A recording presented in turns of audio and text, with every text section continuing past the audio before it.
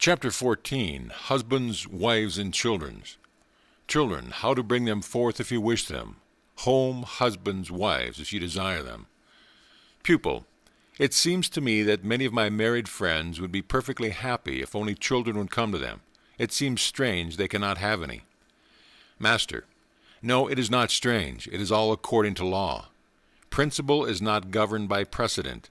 Children are the result of knowing, feeling, living the law consciously or unconsciously.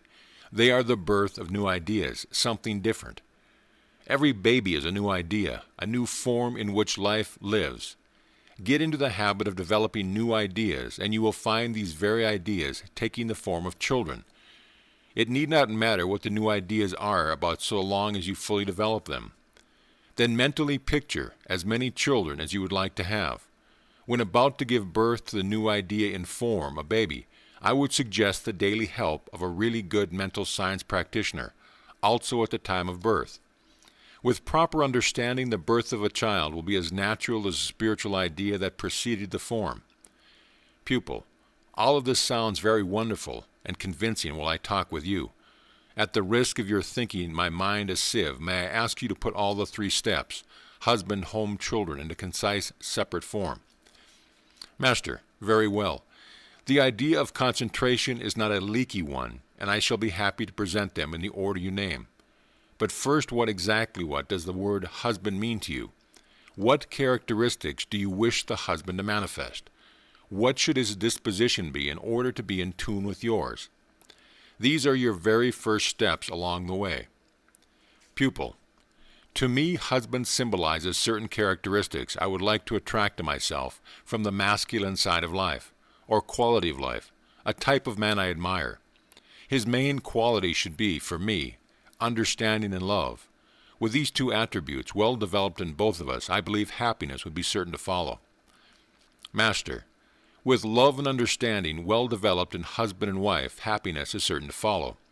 The one certain way to attract this type of husband is to develop love and understanding in yourself.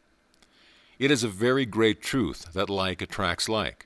So first think over carefully just the type of man you feel could be happy with you. Pupil, oh, I thought I was to think of the qualities my husband should have to make me happy. Master, that method would help to develop self-centeredness, selfishness. But the other way is a reaching out to give what you have, and has a very great attracting power. When you have determined the type of man whom you feel would be happy with you, then take for yourself an early morning hour and thorough reading and meditation. Think yourself into the quality of life you wish to attract and hold the feeling. Herein lies the real value of holding your thought and feeling into place. Just like plugging into the light socket when you want light. If you keep pulling the plug, you will not get much light. The secret is, make your contact in thought and feeling and hold it with a happy, expectant attitude. Of course, this ability to hold an idea is arrived at by developing the will. Pupil, it seems to me that visualizing will not work unless the mental pictures made are held in place in mind. Is that right? Master, that is exactly right. They must be held in place. Again, just like the electric contact for lights must be held in place if you are to benefit by the light that will then stay on. Your magnet of thought and feeling draws from out of the whole universe such qualities as love, understanding, protection, provision, husband, children, whatever it is that you have visualized. Pupil, it is like a postage stamp then. It only has value if it sticks. Am I right about this? That what I really am, I attract. Might this not be the meaning of Jesus' statement in Matthew 13:20 when he said, "For whomsoever hath to him shall be given, and he shall have more abundance. But whoever hath not from him shall be taken away from him even that which he has."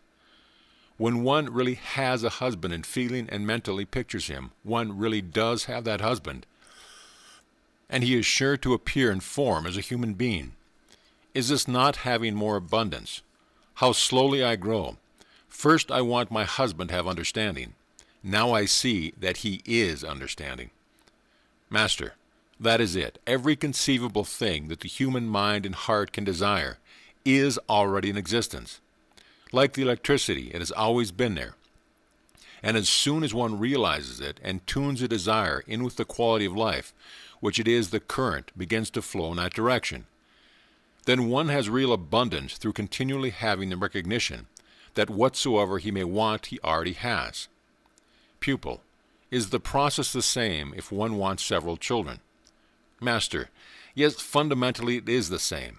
If we wish to manifest our new ideas of life in the form of children, it is necessary to make the desire known to God, the great, ever-present, formative, responsive, creative, intelligent power.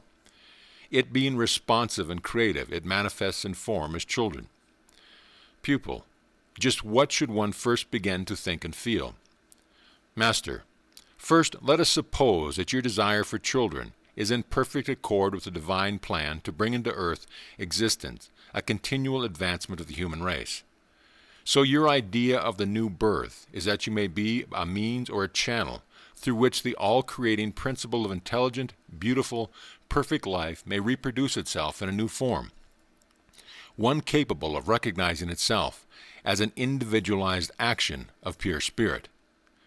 Then by reading good articles or books, or by meditating on an affirmation that appeals to you, you tune your thought and feeling in with the very highest rate of vibration. Stay with the thought and feeling until you are certain that you have made your contact with the divine intelligence, just as you are certain that you shall turn on the light when you have a plug in the light socket. You know under the latter circumstance that the contact is made because the room is flooded with light. And in the mental instant you know your contact is made because your whole feeling is flooded with certainty and a sense of security in God's love and power as they manifest in and through you. Pupil, it seems to me that one would have to keep constantly in mind the thought of begetting perfect ideas relative to every act. Master, Jesus said, "Watch and pray, lest you enter into temptation." You feel towards God in the same way your child feels toward you. If you obey the laws of life because you love your father, your child will do the same. Pupil, is it necessary that both father and mother should desire the children? Should they take their meditations together? Should they discuss the hope of children? Master, if both father and mother desire children, the new idea will be a more perfect idea of God. It is not necessary to take the meditations together. In fact, I personally prefer to have all of my meditations alone. And it seems to me the less one discusses a desire with anyone, the more quickly and perfectly the desire manifests. If one talks about a thing, usually it is to put in the future and is rarely discussed as a present fact. Hence the manifestation is delayed indefinitely because of the habit of looking upon it as a future manifestation, as something that will be, rather than something that is. Pupil, how is this for a method of bringing children of your own into one's personal life? First, study and think over the fundamental law of life as always giving expression to its highest ideals and ideas in human form. Man is God's highest ideal, and the children of men are specialized ideas of the one great creative source of all things. Are not our children the result of God's idea of giving birth to our highest desires? Master, you have the right idea. Try to really feel that God, life, love, wisdom, is giving birth to a particular idea through you. Plant that idea, that thought seed, in the garden of your individual subconscious mind.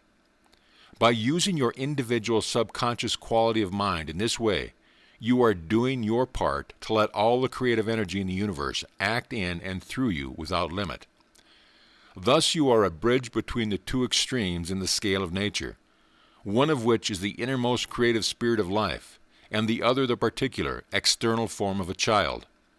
Your objective quality of thought power mentally sees your perfect child, then passes the thought and the picture into the creative power of your individual quality of subconscious mind, which in turn transfers the thought seed into all of the growing power there is in life, thus bridging the two extremes of nature. Your thought seed will grow into perfect externalization, just as a kernel of corn will when planted under the proper conditions. Pupil, this idea of a thought seed clears up the whole idea that my individual subconscious mind is the bridge between myself and the whole vast sea of life. Master, if you plant a kernel of corn, you first make sure the soil and the climate is the proper kind to grow corn. Pupil, does that mean I should look into my own character and physical condition and so forth to determine if I really am the type of woman to bear perfect children? Master, you are right. It is vitally important to know these things. Once you have found out that these are clear, and you and your husband are sure in your minds that you wish to create and form your highest ideal of love as children, then proceed. Remember that the seed you plant, having all the vitality, all the vital essence necessary to draw to itself from out of all life every element necessary to cause it to grow into a perfect outward reproduction, a perfect child. Every parent or parent-to-be should be an enlightened parent, and of course, and should do all within the power to bring forth, cherish, nurture, and rear the finest children possible. It will help those who are, and who desire to be, parents if they will inform themselves fully along the most scientific lines of this question. This they may do in numerous ways, through the reading of good books on the subject, ones that are written by specialists, also by taking courses on the subjects that are offered almost continually through university extension programs, also in many places by city and state departments, and lastly to seek the advice and care of the best physicians from conception forward. End of chapter.